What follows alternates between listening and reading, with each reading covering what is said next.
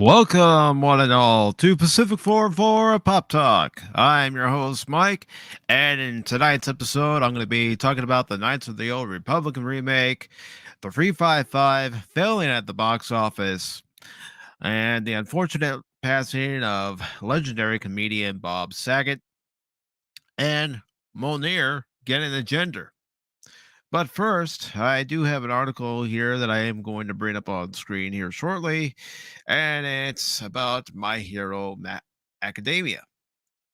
So let's get into the article, shall we?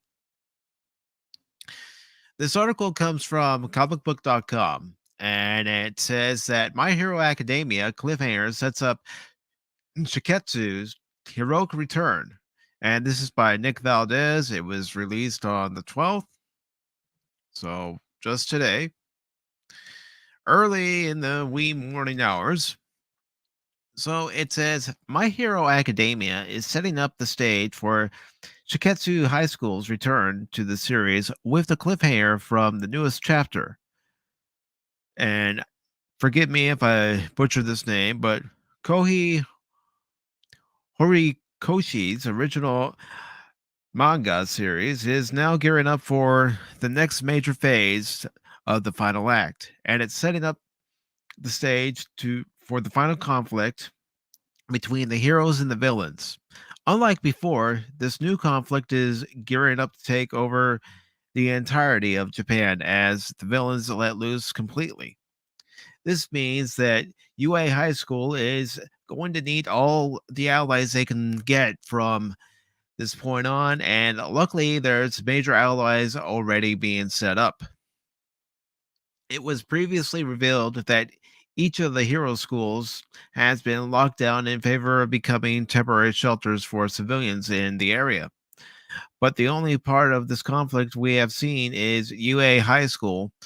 Although the school has been hyping up its own defenses, there has been a number of teases about what Shiketsu has been up to as well. The newest chapter of the series drops the best tease of Shiketsu's return yet, as the heroes note how the conflict is making its way to even the boonies lately. Chapter 339 of the series sees Izuku Midoriya and the rest of Class 1A's young heroes ready themselves for their next plan of attack against All for One and Torma Shigaraki. But as the chapter comes to an end, we're given an update from Fat Gum's hero agency that reveals that the villains have finally made their way to those outside territories where Shiketsu is close enough to be a safe haven. While this is no confirmation we'll see Shiketsu's heroes just yet, it's also a tease of how wide this coming war is. Sorry for screwing up, folks. All right. If this next hero and villain war indeed spreads across all of Japan, it's going to take each and every hero to stop it. We've already gotten an update about Ketsubutsu's students previously, so if all introductions during the hero license exam weren't just a big waste of time, there's a good chance we'll be seeing all these other young heroes in action soon enough, as well as the final act continues. What do you think? Are you hoping to see Shiketsu's lineup for let me start that over again. That's 2 times I've screwed up so far. What do you think? Are you hoping to see Shiketsu's lineup of heroes in My Hero Academia again someday? Hello, Jake D. Thank you for stopping by, brother. Yes. And dropping by a like. Thank you. Really appreciate it. Sentinel is the best KOTOR class. Well, hopefully they're not going to screw up this remake too much, which I will talk about that next. And this article continues. What are you hoping to see before it all comes to an end? Let us know all your thoughts about it in the comments. And then, of course, here are my comments. I have yet to see this last episode of this season. So once I watch the episode, I will then give you my full thoughts. But if, this next season truly is the last season, I would expect them to go, you know, all out, throw everything out there that they can and really give us something to enjoy for the final season. Just my opinion. And let me go ahead and post this link to the article in the chat. So if you want to read it for yourselves instead of hearing me pause, here you go. And there it is. But yeah, what once I watch the final few episodes that I've missed, I will definitely give you my thoughts on what I think is going to happen in season 6, and we can go from there. I'm just going to check a few things before I go on to the KOTOR article that I want to read. But yeah, I really do enjoy watching My Hero Academia. It's a fun series to watch. I'll be perfectly honest, and I have my favorite characters. Of course, All Might's a favorite of mine, and of course, Izuku's also a favorite, amongst others. All right, so let's pull up this KOTOR article. And if anybody wants to join me on tonight's episode of Pop Talk, let me know in the comment section, and then I can DM you the link to the StreamYard. All right, so here's the KOTOR article I wanted to share.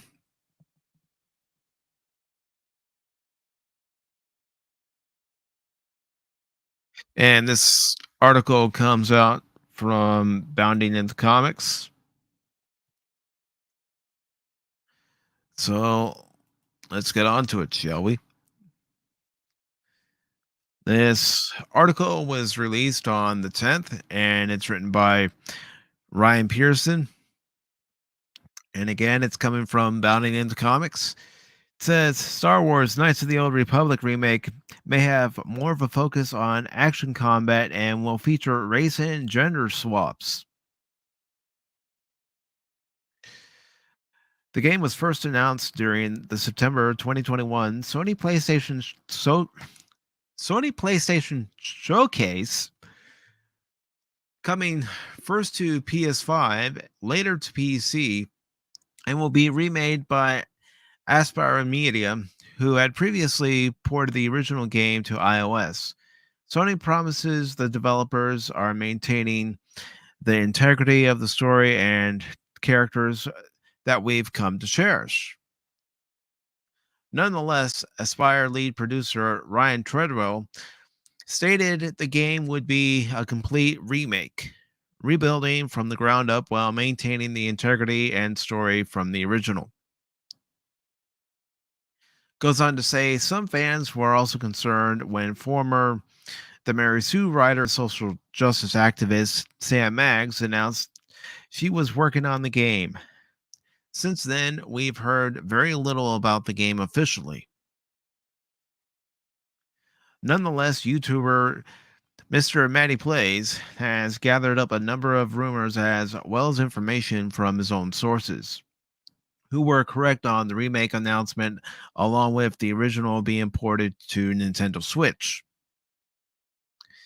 Speaking of Sam Mag's role with the development of the game, he notes that she was just a contract writer and that the contract has since expired.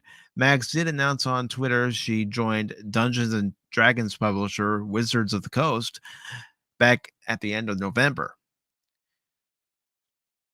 She tweeted job news. Today I'm joining the brilliant folks at Wizard of the Coast on their digital publishing and licensing team as narrative lead. Maddie notes her role with Knights of the Old Republic remake was likely very minor in comparison to others. Back in September, Mag stated, could not be more honored and excited to be part of an incredible team at Aspire to remake one of my all time favorite games. The YouTuber states her role was very minor compared to others that work there now that I think are much more important to talk about. He then goes on to point out that Aspire Media has hired a number of former BioWare employees who previously worked on either the original Star Wars Knights of the Old Republic or Star Wars Old the Old Republic, including Andrew Laredo, who is Aspire's animation lead. However, he does not, I believe they meant note. So, however, he does note that one senior writer, Jessica Slowinski, worked on a number of mobile games, Star Trek Timelines, SpongeBob, Krusty Cook Off, just a number of games that don't inspire a lot of confidence. Moving to the game's combat, the YouTuber notes that Aspire had a job listing prior to Star Wars Knights of the Old Republic Remake's announcement seeking a combat designer and an AI engineer for AAA RPG. Maddie notes the former asked for action combat, but the original game was real time, turn based, with players having the ability to pause the combat at their leisure and then input commands for their various characters. Both job listings are still available on the company's website. While Maddie has concerns about Aspire's experience, he then delves into his sources information, some of which he claims to have waited months to verify, and even then only revealed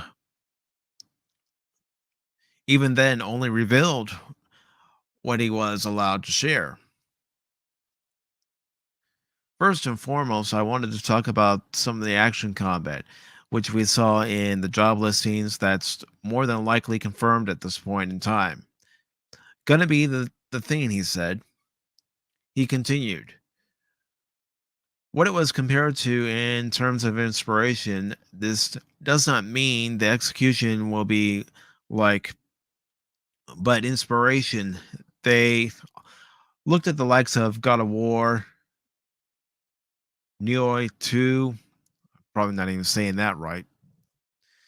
The YouTuber then revealed his sources told him there will be race and gender swapping. He explained, on the story front, I was told they're staying faithful to the main story outside of some changes to characters like race, species, name, age, but that's not going to apply to anyone connected to the main plot. Okay.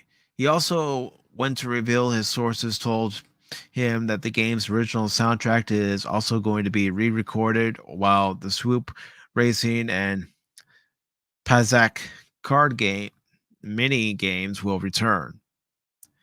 Finally, the YouTuber stated there will be new content. He said it seems like there is going to be new stuff.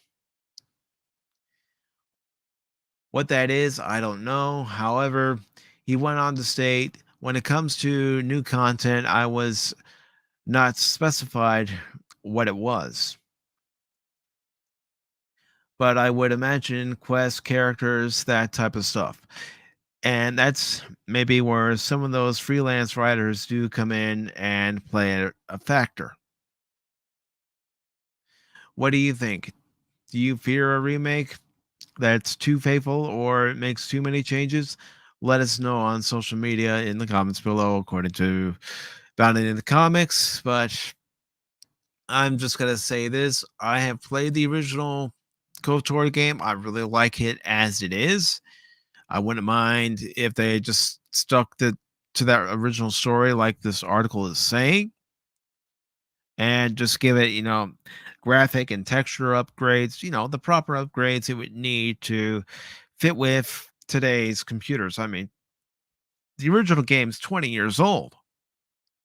So, the computers and the graphics in computers with all the different graphics cards and even the CPUs, it's it's a no-brainer to say that I would love to see not only the graphic update, but the story remain true to what it was. What do you guys think? Let me know in the comment section below, or let me know here during the live stream, and we can talk about it. And if you'd like to join me here on tonight's Pop Talk, I will post a link in a DM, whether it be on Discord or on Twitter. If you don't have either of those, then I will go ahead and post the link in the chat. So I don't know. What do you guys think? And let's go ahead and go into another article. And I'll just keep the shared screen up there as I get to the new article. And this is about Disney CEO Bob Chapek and his unique ability to impact culture. At least that's what he claims. I'm not speaking for him. That's what the article is saying. So let's go ahead and read this, shall we? All right. This article is again from Bounding into Comics. It's by John F. Trent, and it was released on January 10th. It says Disney CEO touts company's unique ability to impact culture. Last year, that impact included the promotion of racism and disordered behavior. All right. Disney CEO Bob Chapek touted the company's unique ability to impact culture as he laid out his plans and priorities for the company for 2022. In a memo sent to Disney employees obtained by Deadline, Chapek thanks Disney employees for their talent, dedication, and optimism during the most disruptive time in our company's history. Thanks to you, we are weathering the pandemic and emerging stronger than ever. Yeah, you're raising prices. That's what you're doing. He continued, over the last 2 years, we continue to tell the world's best stories. Okay. Reorganized and accelerated our transformation to better serve audiences and guests. We looked inward during a time of social disruption, saw how much was left to do, and made significant changes. Chapek then laid out the 3 steps he believes will set the stage for our second century and ensure Disney's next 100 years are as successful as our first. Those 3 pillars are storytelling excellence, innovation, and relentless focus on our audience. Well, as far as storytelling is concerned, come up with a new IP. Stop buying other IPs, come up with a new IP of your own and develop that story properly. Sorry, I'm in a mood tonight, folks. With storytelling excellence, Chapek says, what makes Disney so unique is that the stories we tell mean something to people. They inspire, give hope, bring us together, illuminate the world around us, and create memories. And raising prices at your theme parks, your food, and everything else that you can do a price hike for. Again, I'm warning you, I'm in a mood. This has not been the case in recent years as Disney's products have divided people more than ever, especially with their bigger intellectual properties like Star Wars and Marvel Entertainment. Star Wars The Last Jedi solidified a rift in the fan base when director Ryan Johnson decided to lampoon critics of the film, not to mention how the entire film destroyed multiple characters and radically altered fundamental aspects of the Force. They doubled down on that rift by firing Gina Carano from The Mandalorian. With Marvel, the company uses Hispanic racial slurs to promote their characters in order to push social engineering and pillage an entire language. They've also admitted to making decisions about characters and their stories purely based on their identity, such as the case of Doctor Strange being cut from WandaVision because he's white and male. Despite the evidence to the contrary, Chapek continued, "That is Disney magic, and we must continue to set the creative bar higher and higher. To that end, and in addition to all my other creative meetings, I am establishing a new standing monthly meeting with our senior creative leaders to discuss the opportunities we face as a storytelling enterprise. This will encourage collaboration, sharing of best practices, and stimulate cross studio ideation." Right. For the second pillar, innovation, JPEG wrote, "Since Steamboat Willie, we have been the world's foremost innovative storytellers. That must continue as technology evolves, giving our creative teams new canvases like the metaverse on which to paint. We should be especially innovative as we seek to bring stories to life in new ways, particularly if they enhance what many call our franchise ecosystem or ecosystem, depending on how you want to say it, which is one of the things that sets us apart," he stated. Finally, for the third pillar, relentless focus on our audience, Chapek said, "We are a big company with many constituents and stakeholders, all of whom have a place in our decision making. But at the end of the day, our most important guide, our North Star, is the consumer." Oh, so that's why you raise prices, because you love the consumer so much. He continued, "Right now, their behavior tells us in our industry that the way they want to experience entertainment is changing and changing fast thanks to technology and the pandemic. We must evolve with the audience, not work against them." Oh, okay. All right. So that's why you like to push agendas and make sure that you alienate half your audience. Okay. So it goes on to say, "and so we will put them at the center of every decision we make." Okay. Yeah. All right. I'm sorry. I don't buy it. J- JPEG would then laud the company and its assets. "When you look at the entertainment landscape, I believe Disney stands alone. We have the world's most creative storytelling engine, along with the world's most beloved brands and franchises." Yeah, because you bought them all. Actually, your predecessor did, Iger. But still, you helped, which we can bring to life in ways no one else can.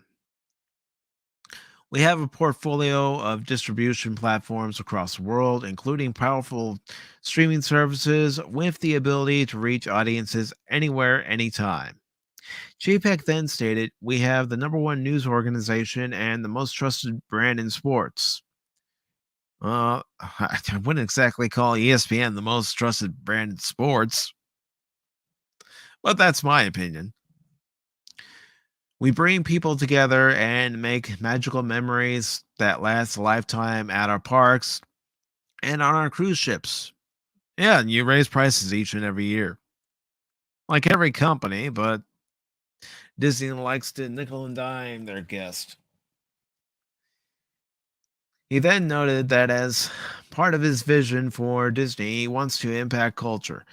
We have a unique ability to impact culture and connect with people on deeply personal levels, and we have you, the best team in the business. JPEG concluded the email. I couldn't think of a better combination, and I could not be more optimistic about our future. I look forward to setting the stage for our next century with all of you and making the unique brand of magic that only Disney can. Part of that impact appears to be the promotion of disordered behavior, as Marvel Studios boss Kevin Feige has made it abundantly clear they plan to include and promote more homosexual characters in their stories. I don't care what gender the character is. I don't care what sexual preference the character is. What I want is that character in a good story.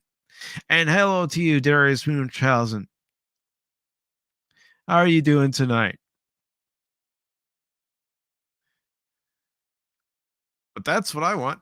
I want characters who are involved in a good story. I don't care what their sexual orientation is. Just give me a good story.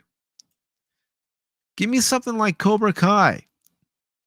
I'm not saying it has to be exactly like Cobra Kai, but give me something that from episode one of a particular season to the final episode of that season, I'm hooked. And I'm sorry.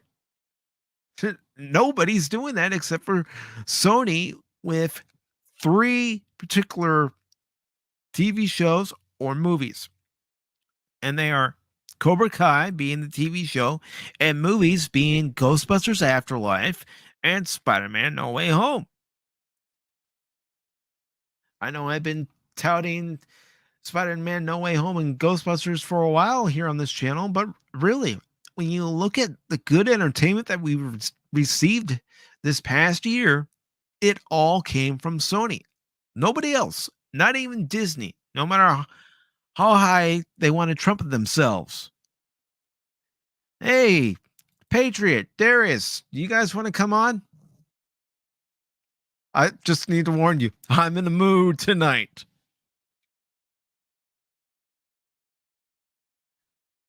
You guys are more than welcome to come on.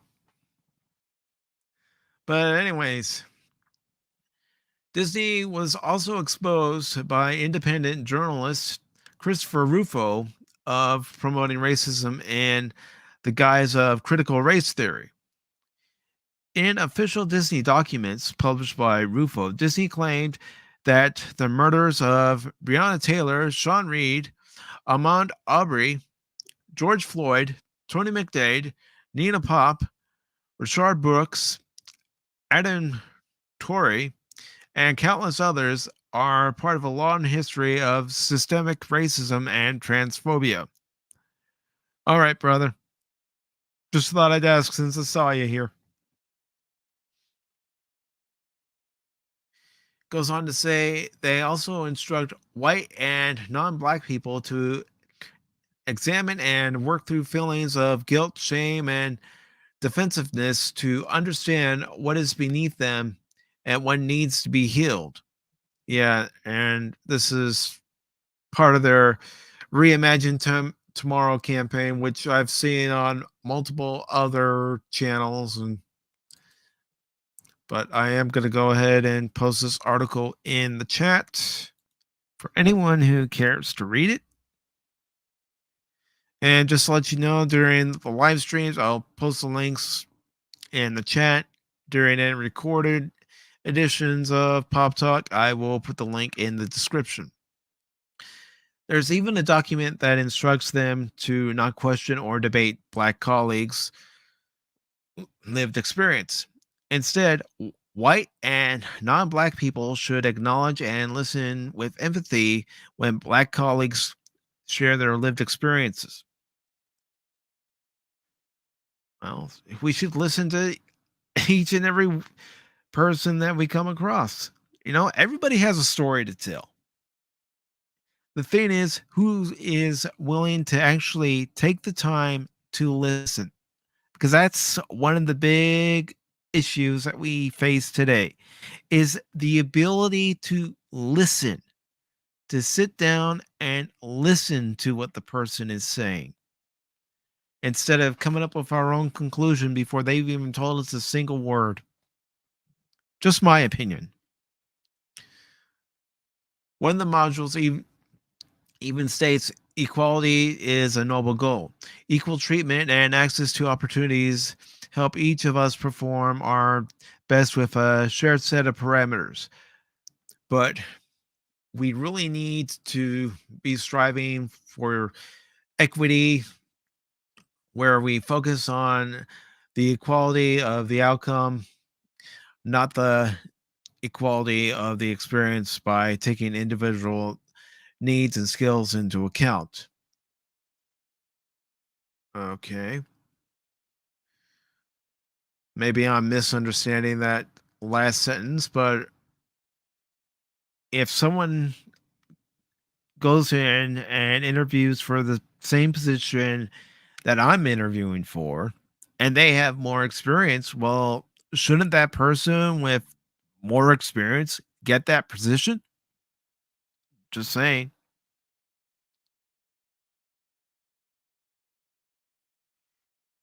I know. It is so tempting, especially with this article.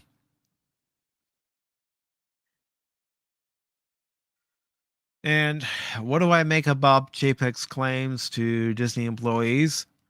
If I were a Disney employee, I'd just let it go in one ear and out the other. It's all rhetoric, as far as I'm concerned. And that is my opinion. It is all rhetoric. It's corporate rhetoric. He's just going to say what sounds good and make sure that it appeases, certain people. He's not looking out for everybody. He's not looking out for the whole group. He's only looking out for what meets their current agenda. That's what it is.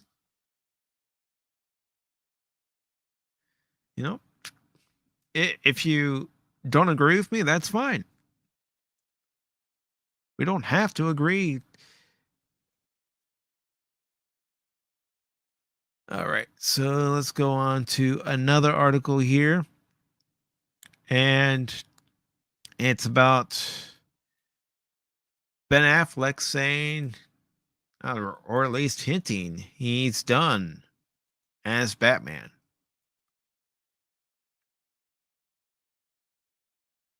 And again, this comes from Bounty in the Comics. It says, let me get rid of this here. Ben Affleck hints he is done with Batman after The Flash and recalls awful experience on Justice League. And this is by J.B. Augustine. It was released on the 10th. And it says, the rumors of a grand return, complete with new content for Ben Affleck as the Dark Knight in a contained Snyderverse spinoff, are pervasive. We've reported on them, and if you're a regular reader, you've heard them all, but the chatter may be all for naught. Well, I kind of figured it was just because of everything that's been going on with Warner Brothers, the sale to Discovery and everything else that's been announced, J.J. Abrams, Spider-Man, and then, of course, with the Flash movie coming out and Michael Keaton's involvement as his version of Bruce Wayne Batman. So this article says Affleck appears to confirm in recent interviews he is done with Batman once the Flash hits theaters, and not only that, he looked back on the rotten time he had making Justice League and experienced so bad he fell out of love with playing the Cape Crusader. But on the positive side, he reiterated to Australia's The Herald Sun that he had fun revisiting the character in The Flash. And what's more, Affleck thinks he's finally turned in an interpretation that got, or cracked, as he would say, Batman perfectly. I have never said this. This is hot off the presses, but maybe my favorite scenes in terms of Batman and the interpretation of Batman that I have done were in the Flash movie the actor said, and he hopes Warner Brothers doesn't tweak or taint those scenes in any way. I hope they maintain the integrity of what we did because I thought it was great and really interesting, different, but not in a way that is encouraging with the character.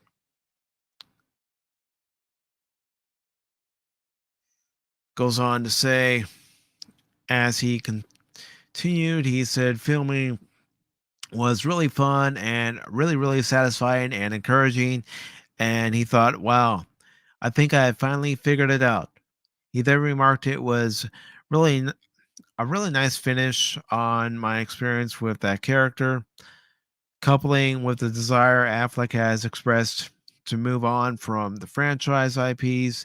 It sounds like he is more than ready to say aloha to the Cape and Cow, which is a decision that may have a little to do with lingering bitterness from how Justice League turned out in 2017. Well, Justice League was a bad movie. I went and saw it. The original Justice League was absolutely terrible. Justice League was a bad experience because of confluence of things, my own life, my divorce, being away too much, the competing agendas, and then director Zack Snyder's personal tragedy. Snyder's daughter Autumn died by suicide in 2017, and the reshooting. Affleck explained to the Los Angeles Times. It was just the worst experience, he continued.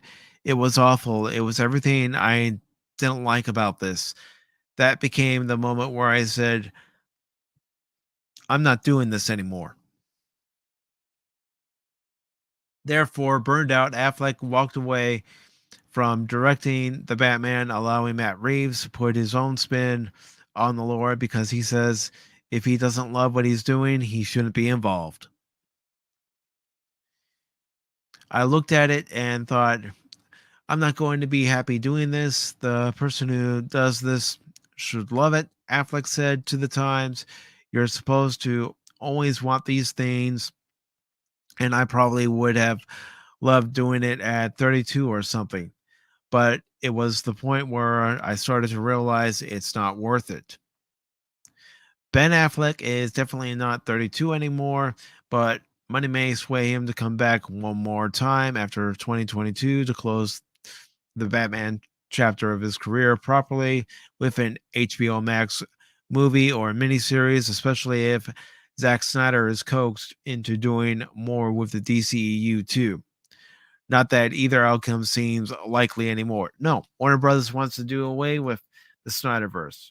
Yes, the Snyder cut of Justice League was very good, was to a certain degree a success, but Warner's wants nothing to do with the Snyderverse anymore. They want nothing to do with that part of the DCEU. They're moving on. Whether it's a good thing or a bad thing, that remains to be seen. I would love to get your opinion on it. And then, of course, got another article here talking about the 355. Copy the link. Okay, go. Again, this is out about in the comics, and the reason why it's out about in the comics is because that's where I found it first. Depending on where I find it first, well, that's where you see the links on my Discord, and then eventually you see it here on Pop Talk, depending on which article I want to actually talk about. So, as previously stated, this is from Bounty in the Comics, and it says Jessica Chastain's all female, ultra progressive. The 355 bombs in theaters, a sign that woke messaging is dead, or that Spider Man No Way Home just kicks ass and everybody still wants to go see it, whether it be for the first time or the third time. They still want to see it. Goes on to say The all female ultra progressive, the 355, has hit theaters and it's already destined to end up as another lackluster action flop, the same as The Matrix Resurrections. Goes on to say, based on a very loose connection to a supposed female spy during the American Revolution, the film cobbles together a handful of female stars led by Jessica Chastain as they work together to prevent a new world war from breaking out. And hello to you, Alan Copeland. Good to see you, brother. Always nice to see you. And by the way, if you still need help getting your mic set up or a little guidance, let me know. Not the best or most unique premise in the world, and that's clearly evident in the mainstream critic scores, which are abysmal. However, put the story aside, and the question is why the 355 started out so poorly and will no doubt end its theatrical run without having made enough to recoup its own budget. Goes on to say, it's all about the progressivism, baby. Very tiny women beating down huge, gigantic men with no effort. Check. Stupid male characters who fall for simple sexual tricks employed by women. Check. Male security guard getting beaten up for doing his job just to spite the patriarchy. Check. Interracial for absolutely no reason relationships. Check. Girl power hero shot of all the leads. Check. And audience are sick and tired of it. Even Benjamin Lee of the extremely far left newspaper, The Guardian, claimed simply replacing male action heroes with women and then standing back and waiting for applause isn't quite enough. No, like anything that I've been saying here on Pop Talk, here on this channel, especially in this episode, you want characters who are involved in a good story. Politics and agenda don't matter as long as the story is good and those characters in the story are compelling enough, whether they're heroes, whether they're villains. Make the story compelling, make your characters interesting. Give us a reason to care about why the hero has to go after the villain and why the villain wants to do whatever they want to do. Because after all, villains are villains. Villains are not heroes. And I know a lot of villains are being written as misunderstood. No, sometimes they're just a bad guy. This isn't wrestling, folks. This isn't wrestling where, you know, for a few years, a few months, a guy could be a heel, excuse me.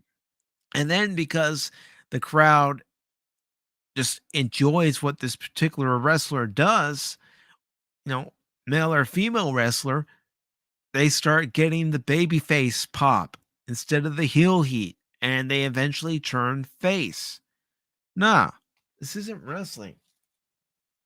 And I have nothing against wrestling. I do a wrestling podcast with Quidman Jenkins.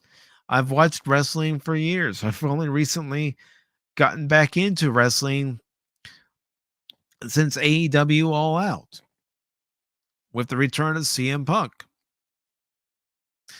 Okay, the article goes on to say the issue is not whether the 355 is woke or unwoke, entertaining or boring. None of that matters because audiences gave up before the movie even made it to cinemas. I looked at the trailer and I just saw a movie that didn't pique my interest. It had nothing to do with Jessica Chastain or any of the other women who are involved. It was the fact that the movie didn't look interesting.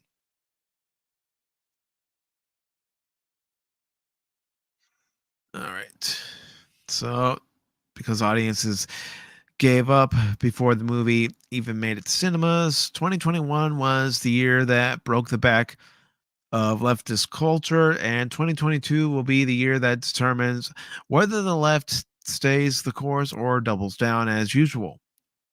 What's ironic about the 355 is that there is, in fact, a way to do this type of movie and make it work. Yes, the idea of an action film with an all female cast of leads isn't impossible. No, it's not impossible. It could be done very well.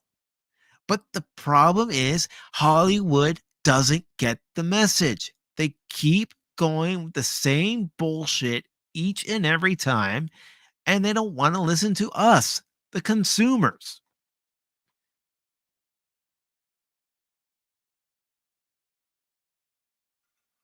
Hello, Matt Vader. Good to see you, brother.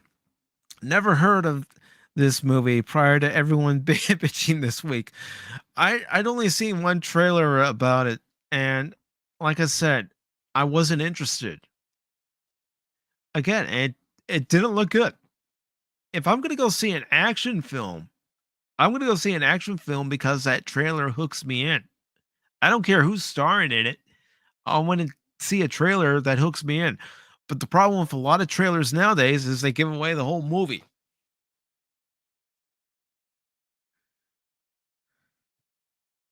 Okay. The article goes on to say all it takes is to acknowledge basic realities about gender biology.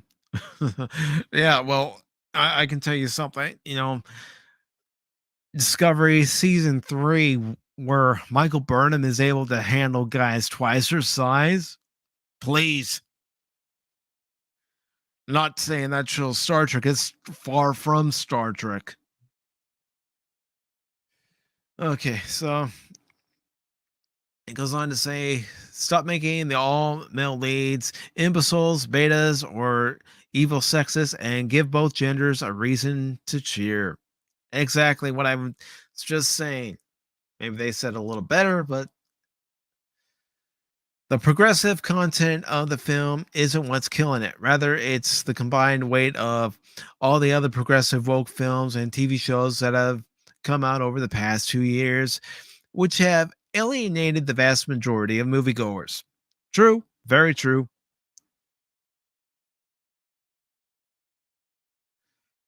Couple that with studios continuously blaming the fans and labeling them racist, sexist, bigots, homophobes, transphobes, and it's easy to see where this is going. Yeah, Hollywood doesn't want to take the blame.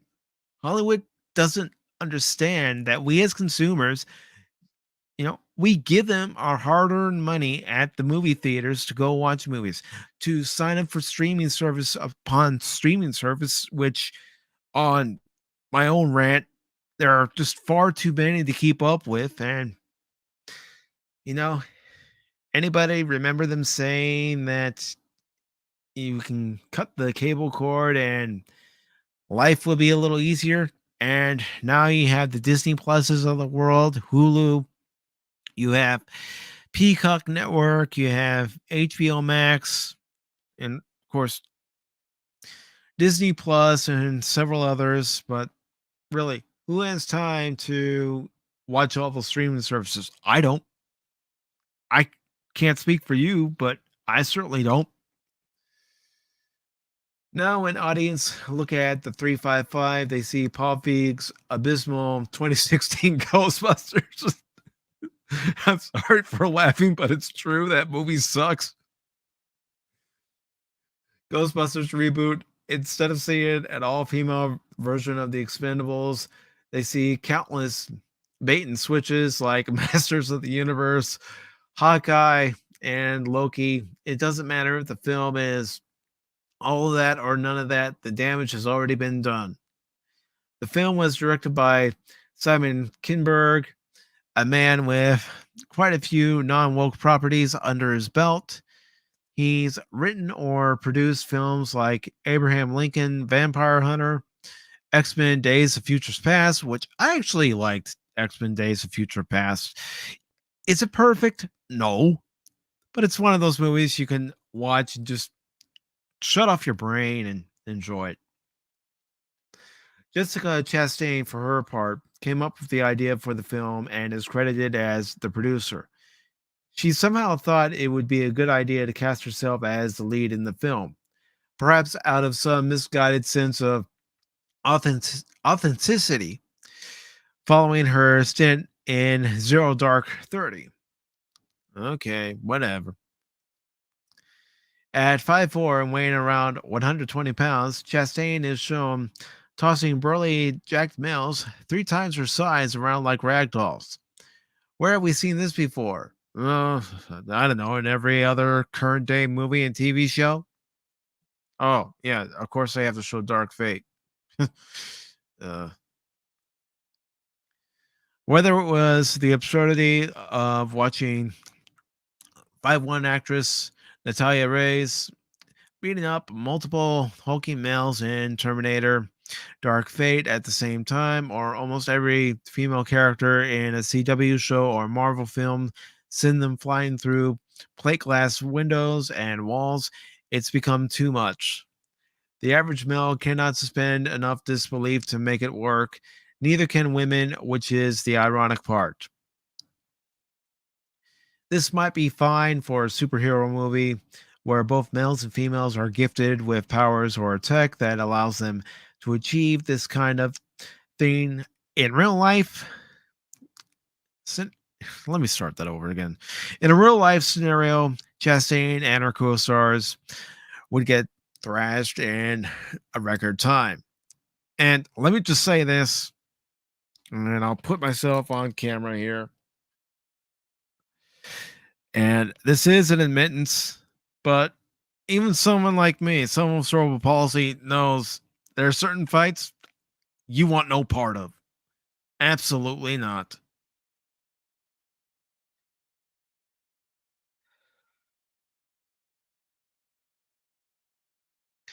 Even Charlize Theron's character, Lorraine Broughton from Atomic Blonde, was beaten and bloody before she managed to defeat her male opponents. That's a far more realistic depiction of such an encounter as opposed to the silly ballet style martial arts moves from female heroes who barely break a sweat. Indeed, Atomic Blonde takes the win here. Then again, to sell the premise of the 355, Hollywood might actually have needed to cast a woman that was perfectly suited for to such a role, such as, dare we say it, Gina Carano. What's the problem with saying it there? I know what Hollywood thinks about it, but you know, Gina can handle herself. Gina's someone I want on my side if I get into a fight. I don't want to be in a fight against her, that's for sure. But that clearly wouldn't meet the religious expectations of the Church of Oak. Now would it? Remember, this kind of film is third wave feminist dream come true. Yet nobody's watching it. This has always been a major point of contention for anybody who couldn't figure out the double messaging from the woke left. If a TV show or movie is so good, so progressive, so powerful, then why aren't audiences flocking to them in waves? Because they suck. They all suck. You know, I watched the Book of Boba Fett this morning, and yeah, you can see my quick take on it, and it kept my reaction to it. But yeah, this is part of the reaction. Why is the CW for sale after wolfifying all their properties? Why is it that Doctor Who's ratings crashed into the cement the moment Jodie Whittaker took over the role? And speaking of Jodie Whittaker, I only watched her debut episode, and that was it. That was it. I have nothing against a female doctor. It's just that first episode, I'm thinking, oh gosh, what are they doing? I thought near the end of Capaldi's time was getting bad. No, this is getting worse.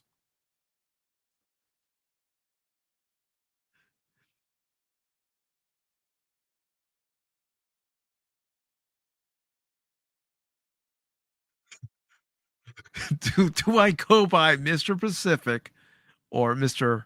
414? Come on, Whoopa. You know you can call me Mike.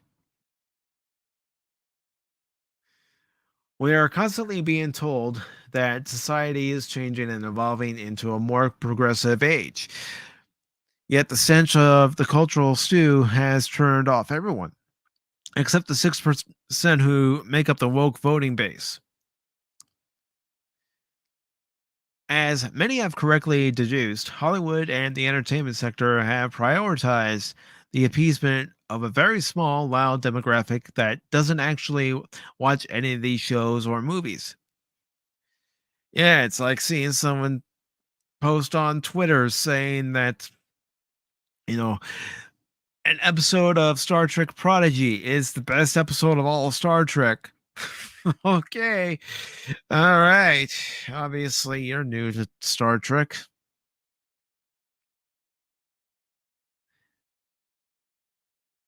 And Whoopa says they say progressive age, but those ratings sure aren't progressive forward.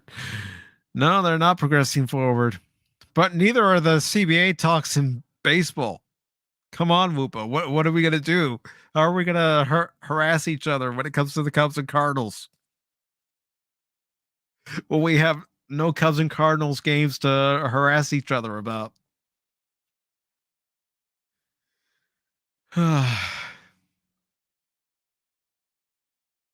That's the problem. Okay, let me start over. As many have correctly deduced, Hollywood and the entertainment sector have prioritized the appeasement of a very small, loud demographic that doesn't actually watch these shows or movies. Meanwhile, regular moviegoers, an absolute treasure trove of consumers with money in hand, are not only being ignored, but attacked for their lack of featly to radical Marxist culture cause. That's a problem for all audiences, woke or not, because it damages our receptiveness to new releases. We're never sure if we're going to get a few episodes into a TV show or half an hour into a movie, only for the ugly head of wokeness to spring out like a jack in the box. Audiences have grown sick of it, so they're simply tuning out before the sucker punch comes. You blame them? I don't. I do it. I only got 15 minutes into Loki when I tried to watch it. 20 minutes with Batwoman season 1. And I'm said, I'm out. This show's terrible. There's only so much talk of sexist right wingers that can be tolerated. As well, audience on both sides of the political spectrum, left and right, have had enough of this formula and they want it to go away. The overwhelming majority of the consumer base regards wokeness like the alien form from the thing, and it wants to torch it with a flamethrower. Or why don't we just beam it out into space, push it out of an airlock? And let's see. Whoopa goes on to say, "Oh man, the MLB not optimistic about our possible outcome." No, neither am I. Neither am I, brother. The Padawannabe, welcome, brother. I thought the female male fight was well done in Hobbs and Shaw. She couldn't beat The Rock. He picks her up over his head from the ground. Not sure why they think we would believe all women would win. And they wouldn't. You're exactly right, Padawannabe. They wouldn't.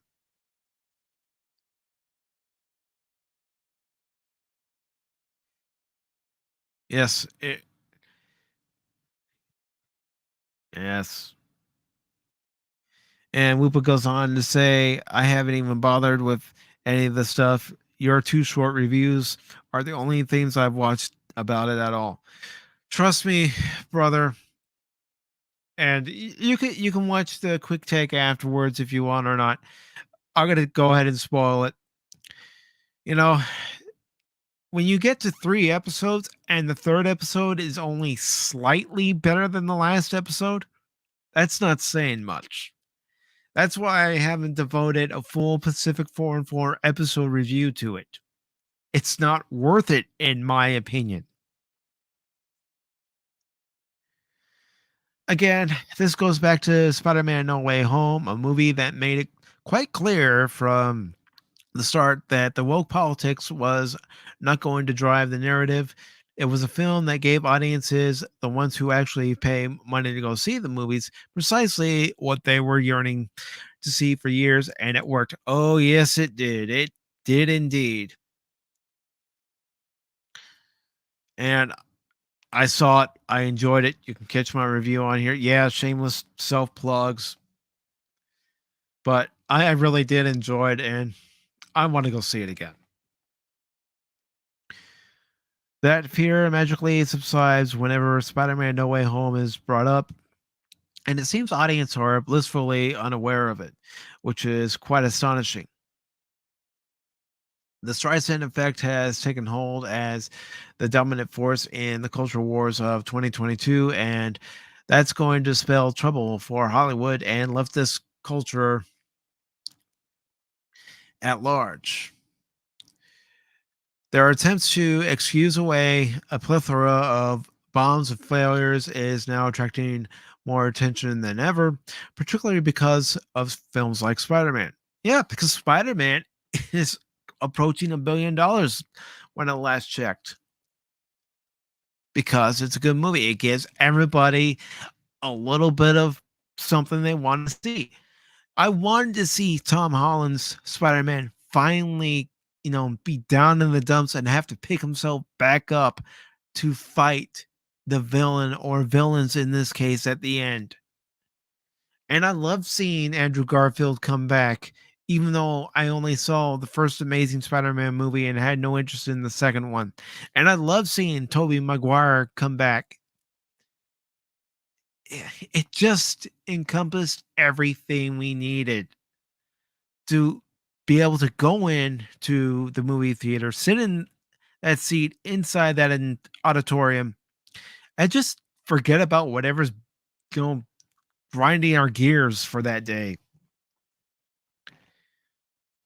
Sorry, 355. They're just not into you. Neither men nor women are excited over what your film has to offer, how good or bad your leads are, or what the intended message is. They've preemptively tuned out of the conversation altogether, and in the process, sent yet another signal in hopes that your benefactors will finally snap out of their delusions and get back to normal. You mean like giving us proper Star Trek? Giving us a real Star Trek where there's an ensemble cast and every character is focused on instead of one character saving the day each and every damn time, and that one character being the main character. Because let me tell you this, Picard didn't always save the day, Cisco didn't always save the day, Janeway didn't always save the day, and neither did Archer. Welcome to 2022, the year when Hollywood either wakes up and changes course or sets themselves on fire for potentially the last time. Uh, I'm honestly thinking that Hollywood's going to do the latter. What about you guys? Do you think Hollywood's going to do the latter, or do you think I'm wrong and we're finally seeing the tide turn? Go ahead and put the article in the chat. Oops, I did not mean to do that.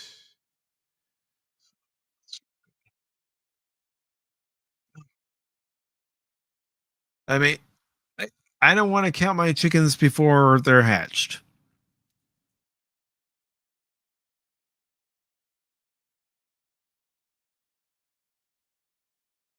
All right. And yeah, but thank you, Alan. Appreciate it. And see, Alan, that's fine that you gave episode 3 a 10 out of 10. I give it a 3 out of 5 in my rating scale, with 5 being the best, 3 being mid range. Last week's episode, if I had given it a rating, which I did not in the video, I would have given it a 2. It was almost a 1, but it was a 2, in my opinion. And that's fine. You know, you and I, we agree on some things, we disagree on others. And still, you're here watching the content on the channel, and we're still having conversations. That's what being an adult is being able to go, all right, okay, you have your opinion, I have mine, and we agree to disagree, or we just move on. That's what people fail to do, is to have the ability to move on. And go ahead, call me an idiot. There are times I call myself an idiot, but that's what it is. I appreciate that, Alan. It's always nice to see you here. You know, I met you through the Nerdporeal life form, and I'm glad to have met you. I'm glad to have met Woopa Troopa. I'm definitely glad I, tune in to Salty Nerd podcast, and Matt Vader. Thank you, brother. I really appreciate it. And meeting Jake D through Nerdporeal, that's great too. I mean, we have become friends. We have become a community, and we support one another. I mean, Whoopa, here it is. Before you leave, because I'm sure you have a stream coming up. Happy Whoopa Wednesday. That's right, everybody. It's Whoopa Wednesday. Make sure to say Happy Whoopa Wednesday to Whoopa Troopa. Okay. So let's go on to another article.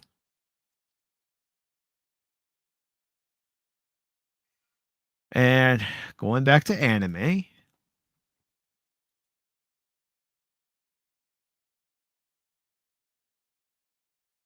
And this one comes from comicbook.com. And speaking of the nerdporeal life form, yes, speak of the nerd, and he shall appear. Welcome, brother. Are you ready to talk about the Orville tomorrow night? The Orville season 2, the last 5 episodes of season 2. I am pumped to talk about those episodes. I am ready to talk about those episodes. I am looking forward to talking about. No, thank you, Matt. Thank you to everybody at the Salty Nerd Podcast for giving me content to come to and watch and enjoy, because I really do enjoy your guys' content. I may not be able to catch you guys live a lot of the times, but I do come back and watch what you've done for that day. The videos you upload, you guys do amazing work. You do a lot better work than I do.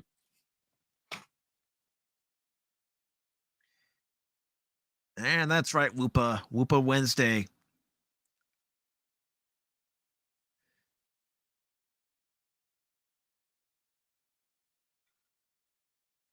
And yeah, yes, nerd.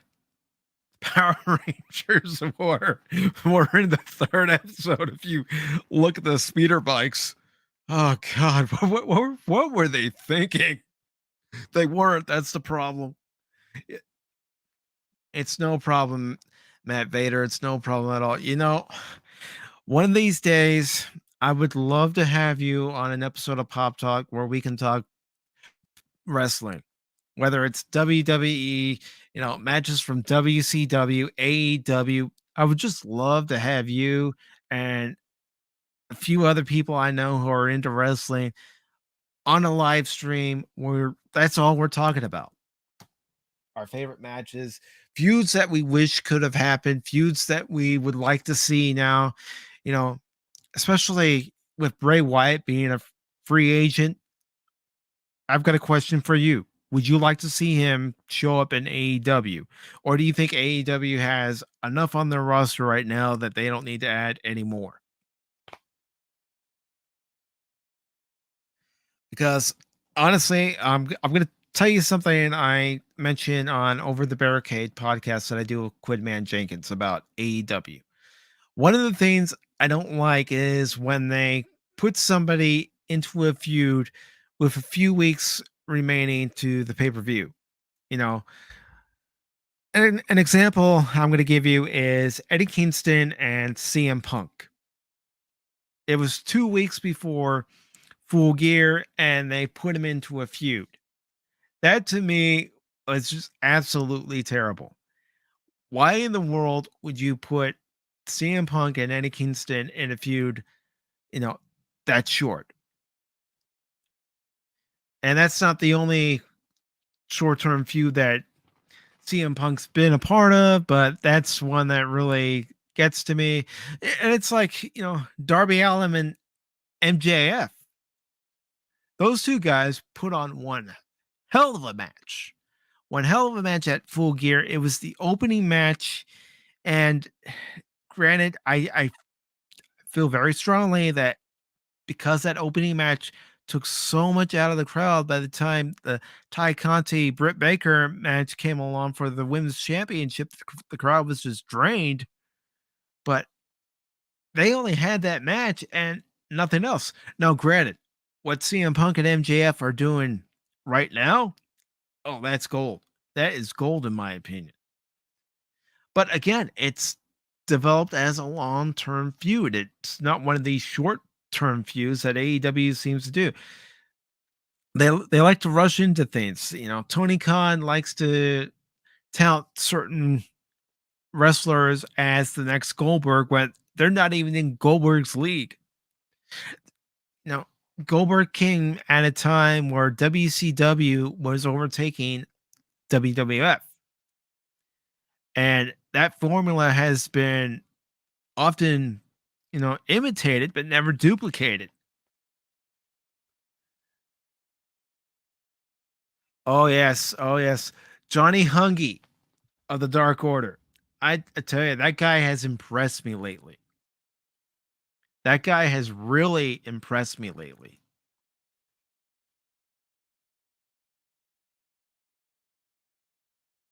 Oh, you're welcome. Glad I could do something. I mean, I don't consider myself the best YouTuber on this platform. I'm far from it. I am very far from it, but I try to be as entertaining as I can.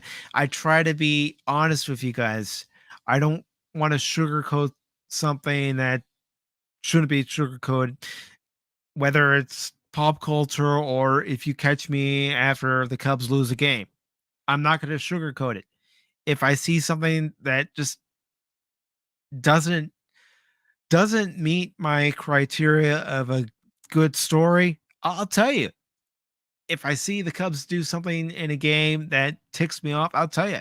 If I see something, during a wrestling match, especially since I've gotten back into wrestling over these past few months, and there's just something that I don't like, I'll tell you. Because one of the things, and maybe you'll be able to tune in one day, Matt Bader, on Over the Barricade podcast, is Quidman. He and I, we've been friends for 10 years. We worked together, and this past summer with CM Punk coming back, he came on my channel. It was that same night where you came on to the chat and you asked us about CM Punk. And he and I, we talk prior to going live and even after going live, and he likes to give me a hard time about the grades I give the show. But as someone who has watched years upon years of wrestling and has seen some great feuds, I want to see wrestling back at a high point again. I want to see it where even people who are just casual viewers will say, "Oh, did you see that MJF CM Punk match?" Where people are talking about it, where it becomes water cooler talk again. Just like it was back when you had WCW and WWF going at each and every Monday night, WCW Nitro, Monday Night Raw, and You had Thunder and SmackDown. I want to see that happen again. And I know in this day and age, it's impossible for it to happen pretty much, but I would love to see it happen again.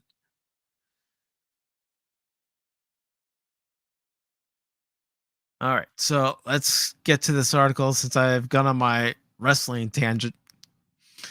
It says Demon Slayer and My Hero Academia somehow fulfilled one fan's prediction from years ago.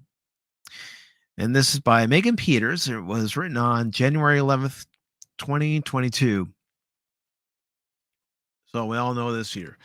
It goes on to say Demon Slayer is one of the biggest shonen series out there, and it is far from the only hit on air these days.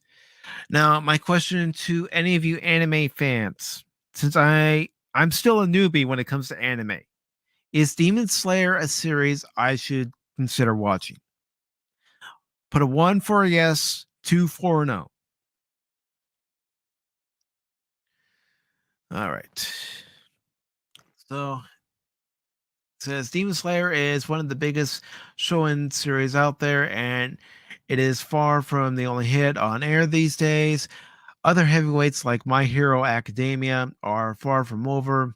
So, of course, there are those that will pit the pair together. This has been going on since 2019, and now one fan's prediction about the two shows is going viral thanks to its prophetic take. The note in question is pretty dated as it was posted on Twitter in 2019. Well, that's only 3 years ago. I don't consider that dated. Just my opinion. It comes from PS360 HD2 in the wake of Demon Slayer's debut, and they had the following share back then. Gosh, some of these paragraphs. Is it just me reading some of these paragraphs? You kind of have to take a double take at what you're reading to make sure you're reading it exactly as it's written. Okay, it says Bro Demon Slayer is about to take over these next few years. My Hero Academia is only going to get progressively worse. These next few arcs in the anime, well, Kimitsu literally from arc to arc just raises the stakes and gets progressively more fire. As you can imagine, this take was rather hot given how huge My Hero Academia was in 2019. The series is still a monster in terms of ratings, but fans did expect it to get better as time went on. However, a mixture of things has laid My Hero Academia low. The show's fifth season failed to impress with its mixed match arcs, and Studio Bones was critiqued for its animation. Fans are now feeling nervous about season 6 in light of the slip. So this fan's tweet is reading too close to home. And of course, their prediction about Demon Slayer came true and then some.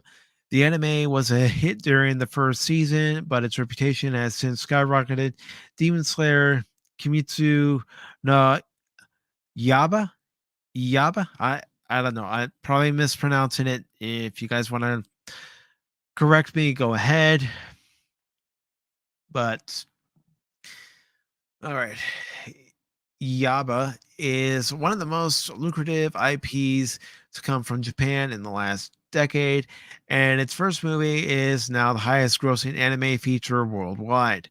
Season 2 is carrying its banner high with little to no fumbles. So if Twitter wants to make a prediction about anime state in 2025, fans better get to tweeting. What do you think about this wild prediction from way back when? Do you each piece of this prophecy come? Yes, that is how it's written. I will go ahead and put the link in the chat because I was thinking it was just me.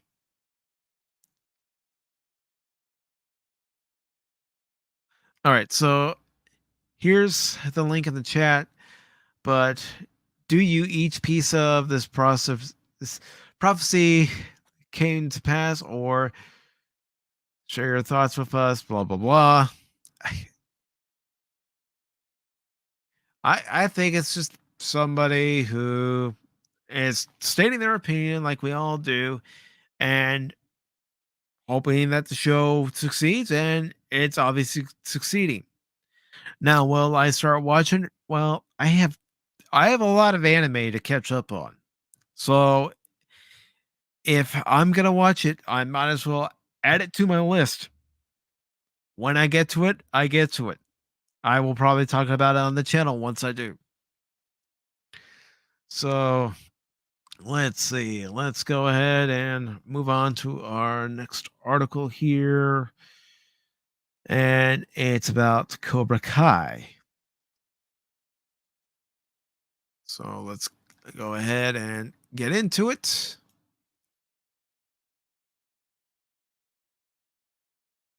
All right. So, who here has seen season 4 of Cobra Kai and just wants to gush about it? And I'm going to go ahead and post this article in the chat as well. So, if you want to follow along at home, you can follow along at home, or you can say, forget it, Mike. We want to hear you read it badly. All right. Here you go, gentlemen. It says Cobra Kai producers tease what's next for Miguel in season 5. And this is by Charlie Rigelli, and it was posted on January 10th. And it says Miguel Diaz is going to be flying solo in the next season of Cobra Kai, at least for a little while in the season 4 finale. And yes, spoilers for anyone who hasn't yet watched Cobra Kai season 4. Yes.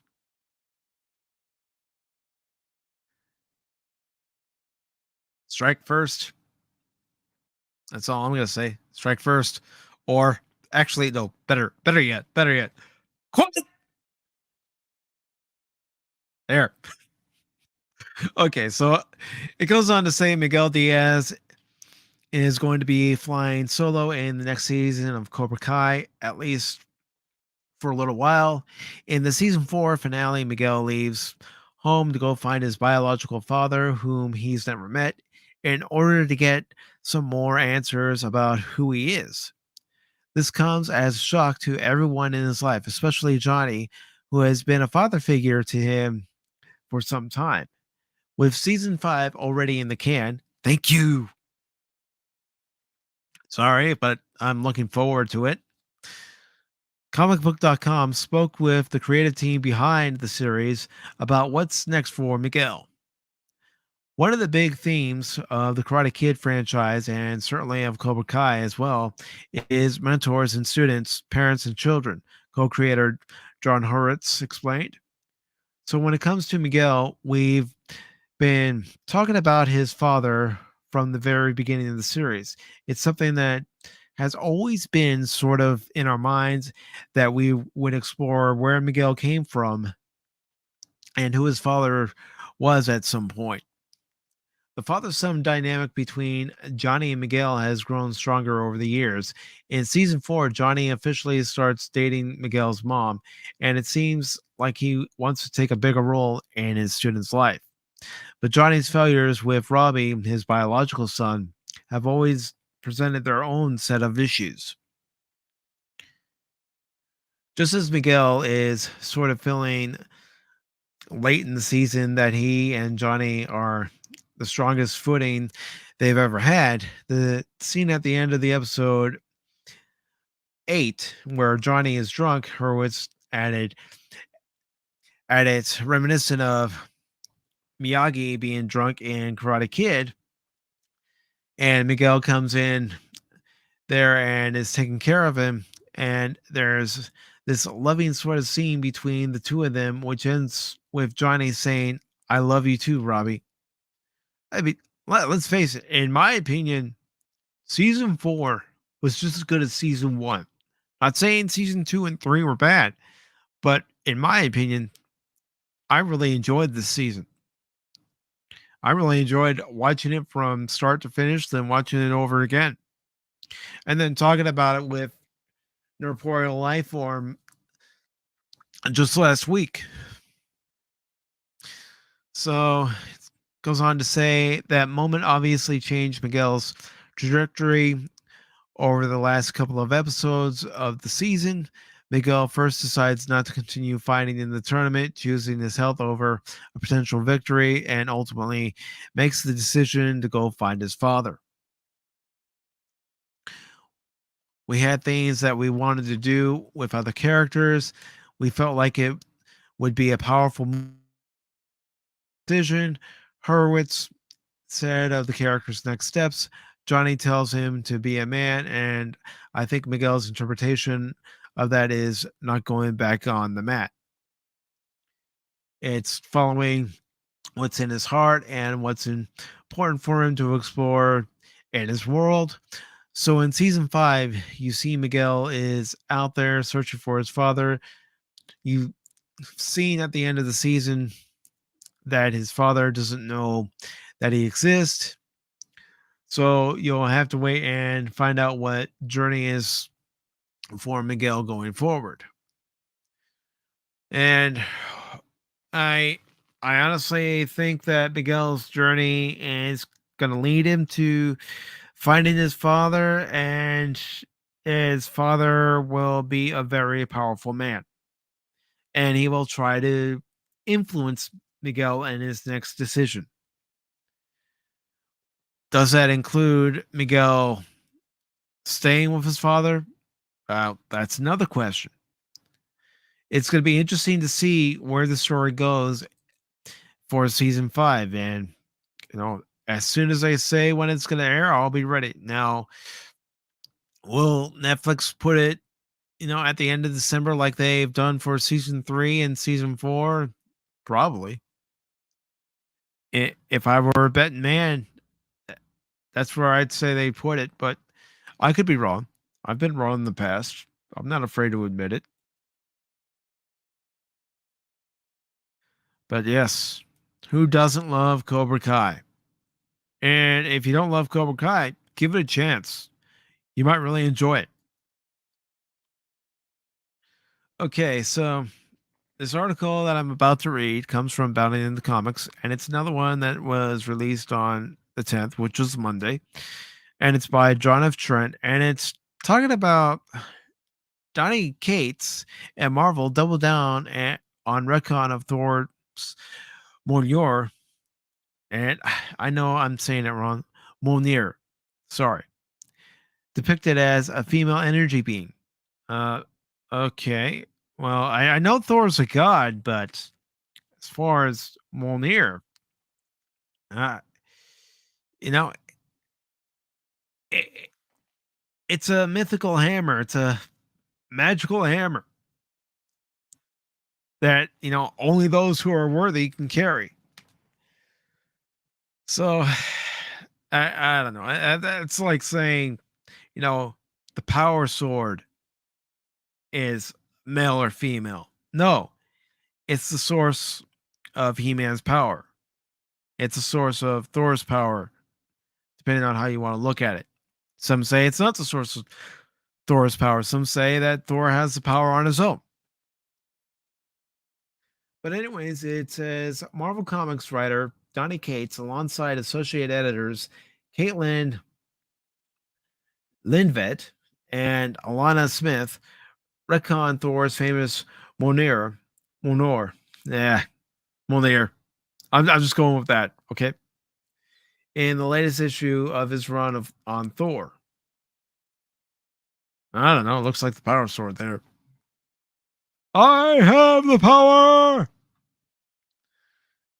Anyways, it says in that issue written by Stan Lee and Larry Lieber with art by Dan Heck, Jack Kirby, and Steve Ditko, Dr. Donald Blake is transformed into Thor after he discovers an ancient cane. He discovered the cane after fleeing a cave following his discovery of the arrival of a number of alien rock creatures. Ah, the Rock Lords. Okay, maybe not. The Kane transforms into Mjolnir and then transforms him into Thor. Goes on to say the inscription on the hammer read, "Whoever holds this hammer, if he be worthy, shall possess the power of Thor." Well, yes, we've all known that. In Thorn Annual number 11 by Alan Zelenitz, I'm probably saying that wrong. I do apologize. Mjolnir is commissioned by Odin as one of three treasures to be finer than Odin's spear, Gungnir. One of the dwarves tells Odin, "Now, by your leave, a gift unlike any in all the realm, the hammer of Mjolnir forged of mystic Euro metal." I'm probably saying that wrong too. It is Quinique, a Quinic weapon of matchless strength, my lord, and invulnerable to destruction. Odin would then add his own enhancements to the hammer, saying to Mjolnir's natural properties, "I shall add my own divine enchantment. Henceforth, no one shall be able to wield this hammer lest he be worthy. And ever shall this mallet return to the hands of him who hurls it. And ever shall the thunderous storm and very elements on high respond to Mjolnir's summons." So it goes on to say this origin would be slightly altered in 2004 when Michael Avon, Omin, and Daniel Bergman told their version of the creation of Mjolnir in Thor number 80. The book states Odin sought out the great dwarf craftsman Eitri to make the hammer Mjolnir. Eitri used the heart of the sun to forge and mold with which he birthed Mjolnir, greatest weapon of all time. His creation is work blessed with magic, blessed by the Odin power. It goes on to say this history, along with the hammer's original inscription, would be altered by Jason Aaron when he turned Jane Foster into Thor. First, the hammer's inscription was changed. Aaron changed it to read, "Whoever holds this hammer, if she be worthy, she'll possess the power of Thor." Aaron would continue to alter Mjolnir's history in his Mighty Thor series. In the Mighty Thor number 12, Foster visit Omnipotence City, where the Lord High Librarian tells her many different tales have been told about how the hammer of yours first came to be. Some say Odin had it forged as a gift for his young son. Others say the All-Father wielded the himself. Okay, maybe it was this himself or the proper way of saying it, the himself, many centuries before Thor was even born. The tales always mention the dwarven forges and the mystical enchantments and the unbreakable Ura. But one very important element of the hammer story has been forgotten: the storm, he asserts. The book then tells of a battle between Odin and the god Tempest, the mother of thunder, described as the sentient superstorm, sorry. Eventually, Odin defeats the storm, trapping it within the piece of pure Ura that he had gifted to him by the dwarves of Nidavellir. I'm probably saying that wrong too. Sorry. After trapping the being in the storm, he takes the dwarves to craft him a weapon, which they do.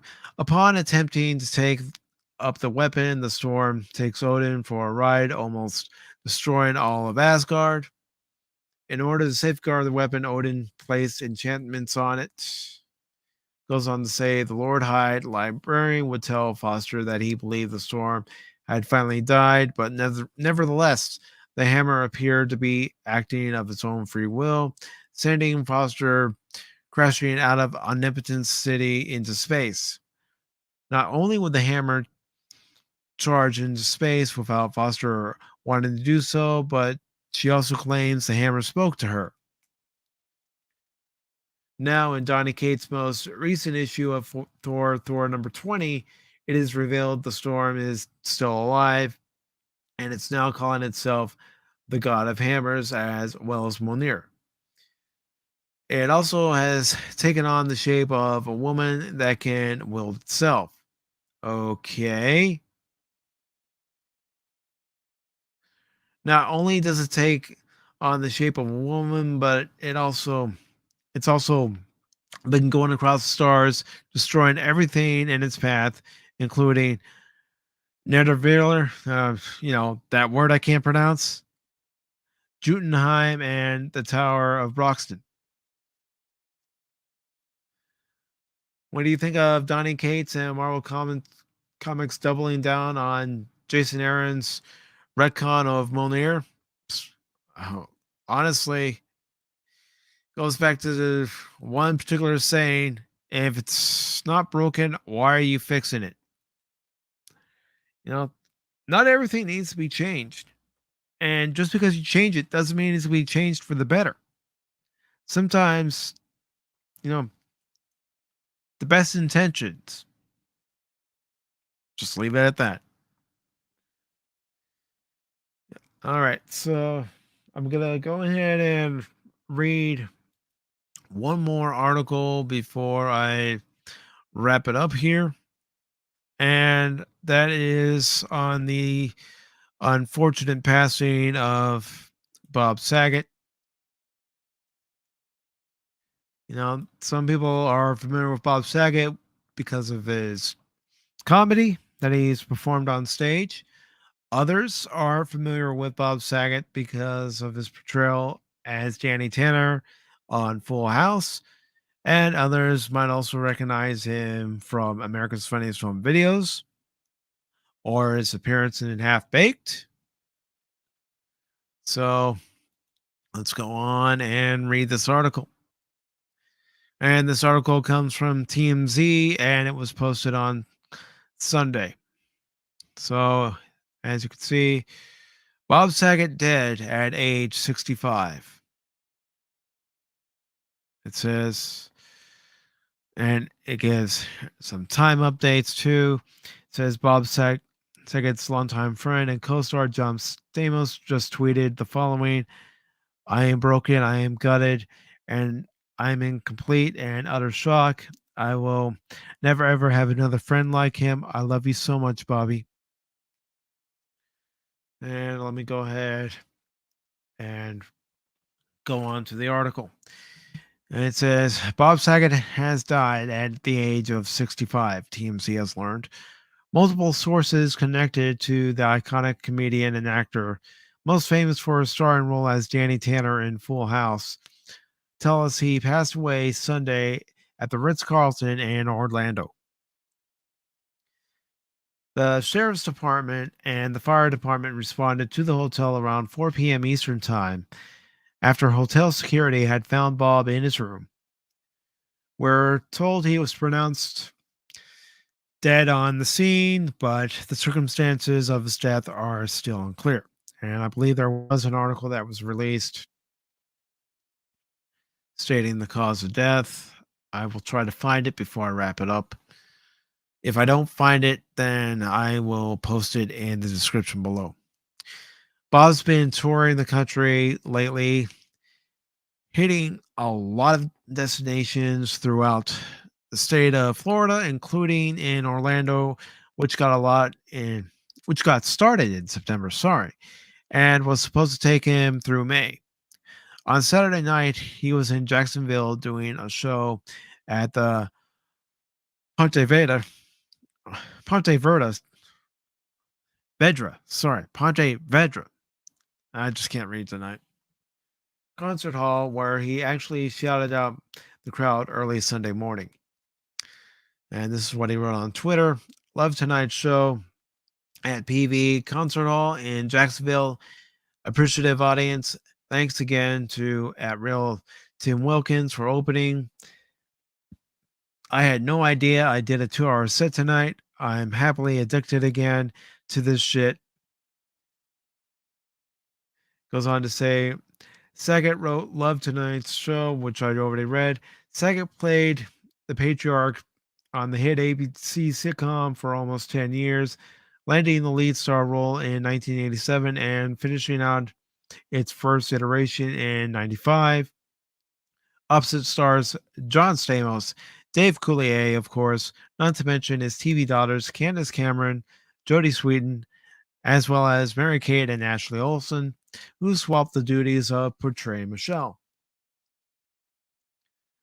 While his turn as a quintessential family man is what a lot of people will remember him for, truth is, Saget was a pretty raunchy guy, especially in his stand-up comedy, which I did rent one of his stand-up routines from Netflix several years ago, and I tell you, you got to watch it. I can't do it words here. You got to watch his comedy routine. If you ever get a chance to watch any of his stand-up, do it. If you ever get a chance to listen to any of his stand-up, do it. Okay, so it goes on to say, while his turn as the quintessential family man is what a lot of people will remember him for, truth is, Saget was a pretty raunchy guy, especially in his stand-up comedy. BS comedy contributions were put on full display in his memorable Comedy Central roast, where a ton of his longtime comic buddies tore him a new one, fittingly and with love. He proved to be a good sport, taking shots from the likes of Gilbert Gottfried, Norm MacDonald, another great comedian we lost this last year, Greg Giraldo, John Lovitz, Jeff Ross, and Brian Poston. He even had some jokes of his own to fire off, making for perhaps one of the most memorable roasts in the Comedy Central vote. Speaking of Saget's influence on the craft, in addition to his stand-up and Full House fame, Saget will also be remembered as a fan fave on America's Funniest Home Videos, of which he served as host from 1989 to 97, running concurrently with his time tone on Full House. Speaking of Mr. Tanner, he reprised his role for Netflix reboot of the franchise Fuller House, which ran for 4 years and ended in 2020.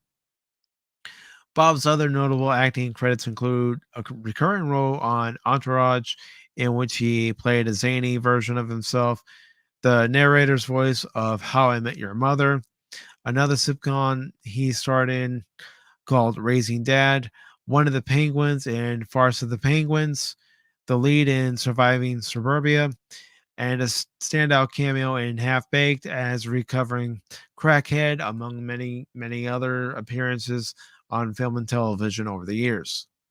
Lately, he's been getting back into his roots with a podcast series called Bob Saget's Here For You, and was even featured as one of the celebrity guests on Masked Singer not too long ago. The last time we got him out was in late 2019 when he was laughing it up with fans and perhaps outside of Craig's in West Hollywood, while also taking photos and signing autographs. He wished Jeff Ross a happy 41st birthday and seemed to be in really good spirits. Bob is survived by his wife, Kelly Rizzo, and 3 children. Rest in peace. Rest in peace indeed. You know, life just goes on, you know. Life goes on, but with someone like Bob Saget, he does leave behind his own legacy, and you know, it's a legacy that many of his fans won't soon forget.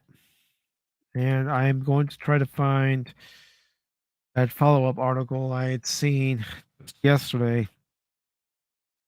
Just bear with me here as I try to find that. And I do appreciate each and every one of you for stopping by and watching tonight's Pop Talk.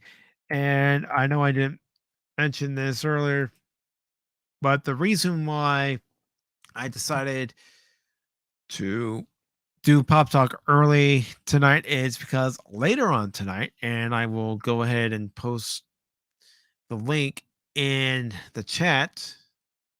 So let me also do that in addition to looking up the article. 1 second. I will be on Baron After Dark with Baron Ormond Talk. We will be talking about pop culture and a few other things, probably talking about games as well. So I invite you all to come by tonight at 10 o'clock Eastern, 9 o'clock Central to join both Baron Ormond Talk and myself on his channel. It's going to be a fun time. So there's the link to the channel. Now, let me try to find that article. Okay, here's what the article was. They haven't determined the cause of death yet. Bob Saget's family is waiting for the medical examiner to determine the cause of death. But this comes from CNN. Let me go ahead and share it here. And okay, there it is. Here we go. This is from CNN Entertainment.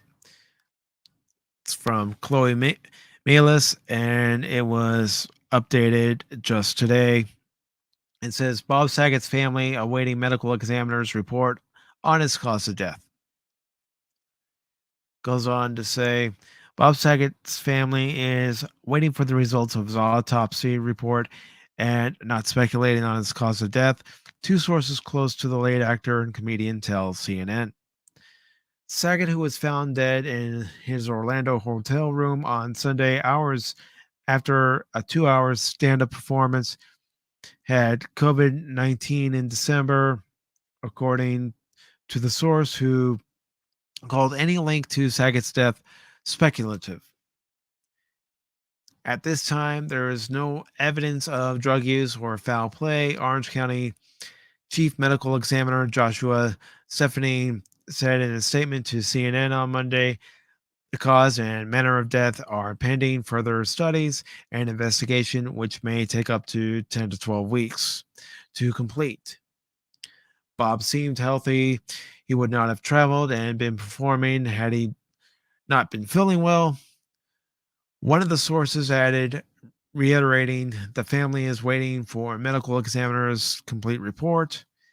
At the time of his death, Saget was in Florida to perform a series of stand-up shows. In a January 5th episode of The Corporate Time with Tom and Dan, Saget talked about his experience with COVID with his signature humor. It is not good. It does not feel good. I had it. I don't know if I hate these ads. I don't know if I had Delta or I might have had a combo. Maybe at one point they were working together. I don't know. I think at one point Omicron was opening for Delta. Sorry for laughing. Opening for Delta, but then Omicron got so big. Delta's opening now for Omicron. Saget joked. Saget talked about feeling energized and excited about performing in several social media posts just prior to his death. Well, he was doing what he loved. He was enjoying what he loved. And, you know, at least last time people saw him, it sounds like they got a hell of a good show. 2 hours doing stand-up comedy, that certainly can't be easy. Uh, I couldn't do it. To be perfectly honest with you, I couldn't do it. I'd be, you know, so full of nerves, and I know I couldn't do it. But, you know, we do have the memories of Bob Saget to go back on. I do want to send my condolences to his family. I know what it's like to lose someone unexpectedly. I have two anniversaries coming up in a short period of time. So I I know what his family is going through.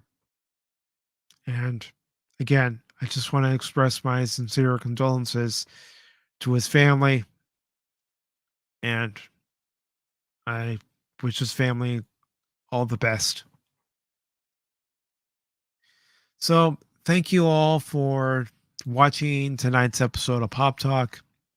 I want to thank Alan Copeland for stopping by. Thank you very much. I want to thank my good friend, the North Pole Life Form, for stopping by. Speaking of the Nerd Pole Life Form, tomorrow night at 9 o'clock Eastern and 8 o'clock Central Time, Nerd Pole Life Form, Spock, the Smoking Patriot, and myself will be on Corporeal Lifeform's channel, and we will be talking about the last 5 episodes of the Orville, as you heard me mention earlier in this live stream, or if you're watching it on the replay in this video. So please subscribe to the Corporeal Lifeform's channel. The link is in the description, and it's going to be a fun night talking about one of the best shows currently going on. So I want to thank the Nerdporial Lifeform for stopping by. I also want to thank Hail to You from the Salty Nerd Podcast, Matt Vader. Thank you very much. I also want to thank Whoopa Troopa. It's Whoopa Wednesday. And I also want to thank the Padawannabe. Thank you so very much for stopping by. Greatly appreciate it. I also want to thank the Smoking Patriot. Thank you, brother. Really appreciate it. I also want to thank Darius Munchausen. Thank you so very much. I also want to thank Jake D for stopping by. Thank you very much, brother. It's always nice to see you here. It's always nice to see each and every one of you here. And of course, I'm going to go ahead and put myself back on camera, much to everyone's chagrin. But I want to thank each and every one of you for tuning in to tonight's episode of Pacific414 Pop Talk. I greatly appreciate it. Thank you for sticking by. Thank you for the thumbs up, thumbs down, the comments. Thank you all. Hope you all have a good rest of your Wednesday. And if you do want to tune in later on tonight to Baron Orman Togg's channel for Baron After Dark, then please, by all means, join us. Would love to see you there. Until then, this has been Mike for Pacific414 Pop Talk, saying, take care. I will see you all later. And, of course, how can I forget? Like, share, subscribe to the Pacific414 YouTube channel. If you do subscribe, you can become a 414. You can also follow me on social media. The links are in the description below. So thank you all very much. Have a good rest of your hump day, and I will see you later.